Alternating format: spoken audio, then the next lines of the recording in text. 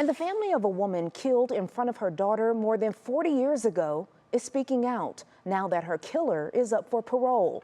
Our Mitti Hicks has more on why the family says he does not deserve a second chance. What kind of person can commit such a heinous act upon another human being? Joseph Kerr is reading part of the letter he's sending to the parole board, explaining why his older sister's killer should be denied the chance of freedom. Becky was executed in a premeditated and horrific way, and that act of violence can't be ignored by the parole board. The day Becky Kerr died is a day he won't forget because it was also his birthday. So I was 26. You know, most people celebrate their birthdays with a lot of happiness and that, but you know, every birthday I look back and remember what happened to her. He's been thinking about this for the last 44 years.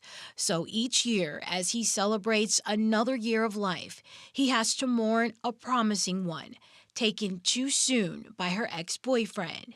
Lincoln Mabry is serving a life sentence for aggravated murder. Well, you know, Becky had left him because he was abusing her. She was the first woman to move in the domestic violence project in Canton. According to the family, Mabry stalked her, following her to the babysitter's home where her daughter was at the time. He ran down behind the house with a gun and put him in the house and then hit her on the head with the gun and told her and Melissa to get in the car. Fearing for her life and her daughter's, she pulled into a gas station and tried running to find help. That's when Mabry shot her 7 times, at one point even standing over her. This all happened in front of her 8-year-old daughter. She had a hard beginning of her life, and she told the member of the parole board we talked to that she has a photographic memory and she still can close her eyes and remember everything that happened. 44 years later, this family says time does not heal all wounds. That's why they started an online petition asking the public to sign it in support of keeping Mabry behind bars at London Correctional Facility. It's been frustrating for the family, who went from attending parole board hearings every 5 years to every 2, and says they never got an apology. Becky was one of 7.